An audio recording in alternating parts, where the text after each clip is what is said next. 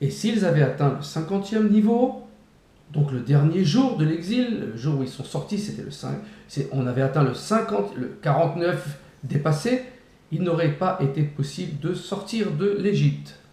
Pour cette raison, Dieu a raccourci la durée de l'exil égyptien pour empêcher que cela n'arrive. Parce qu'ils étaient tous devenus des esclaves, ils ne connaissaient plus Dieu, ils n'avaient plus rien, plus aucune conscience de peuple, plus rien. Il faudra donc compléter les 190 ans manquants, et c'est pour cela que d'autres exils ont été nécessaires. Donc il y a 190 ans d'exil nécessaires pour combler les 210 ans plus 190, ça fait 400 ans. Qu'est-ce que c'est que ça? Ce sont donc les différents exils qui ont suivi l'exil égyptien. Il y a 70 ans d'exil babylonien, déjà, donc il reste 120 ans. Et le reste, je ne sais pas exactement, on va le voir par la suite, s'il est marqué dans le texte.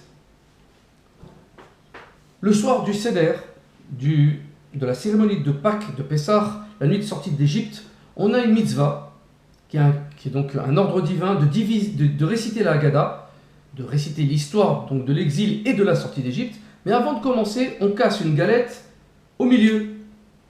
Pas du 50-50, mais c'est plutôt 60-40. Il faut un petit morceau et un gros morceau, de façon à ce qu'une moitié soit plus grande que l'autre. La partie la moins grande retourne dans le plateau du Seder, donc de la cérémonie, tandis que la plus grande va être gardée et cachée pour être consommée à la fin de la cérémonie du Seder, qui s'appelle l'afikomen, le dessert, entre guillemets, et pour garder le goût de la matzah dans la bouche. C'est pour ça qu'on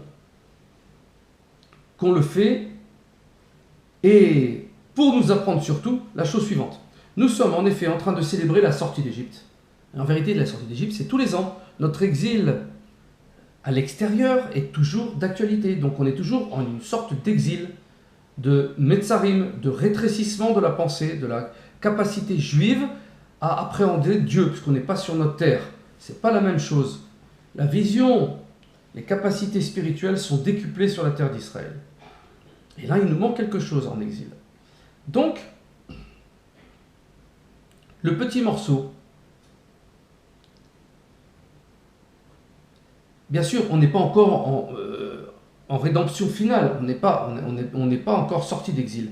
Alors, le petit morceau de matzah, le petit morceau de galette symbolise la délivrance de la sortie d'Égypte. Le plus grand symbolise la rédemption finale, le Mashiach. La rédemption finale, elle est cachée. Et c'est pour ça qu'on la met sous la table. C'est ce qu'on appelle l'afikomen. On ne la voit pas, mais sera sans nul doute découverte à la fin du Seder.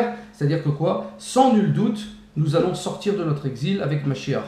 Et c'est Dieu qui le promet. Toutes les promesses divines se sont réalisées.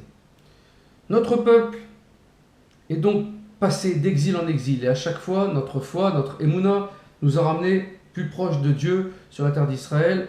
Nous réparons. D'ailleurs, en exil, on est en train de réparer. De plus, Hachem, donc la Shrina, Shrinta Begaluta, la Shrina, elle aussi, la présence divine, elle va être elle aussi délivrée parce qu'elle est partie en exil avec nous. Donc elle sera pleine complète, elle sera une avec notre retour d'exil. Bayom Aoui Hachem Echad ou Shmu Echad, à la fin des temps, Dieu il sera un avec son nom. Ça veut dire quoi? On verra le pourquoi de toute cette histoire. On verra le pourquoi je suis assis sur cette chaise, pourquoi je parle maintenant. Qui je touche, on verra pourquoi j'ai touché telle et telle personne. Je donne cet exemple-là, comme ça c'est plus concret. Donc même Dieu, si on peut dire, Kaviachol, il est en exil avec nous. Et lui aussi, il attend d'être délivré. Ainsi, quand on célèbre les fêtes juives, c'est bien sûr, avant tout, pour déclarer notre attachement infaillible à notre foi et à notre espoir de recevoir et de revoir la Shrina, la présence divine, sur la terre d'Israël, bientôt, si Dieu veut, avec Mashiach. On prie tous les jours à 3 reprises, qu'est-ce qu'on dit? Vetechezena enenu beshufra letzion berachamim. Puissions-nous mériter de te voir, revenir à Tzion par miséricorde. Amen, Keniratson, Baruch Adonai Leolam. Amen, Amen.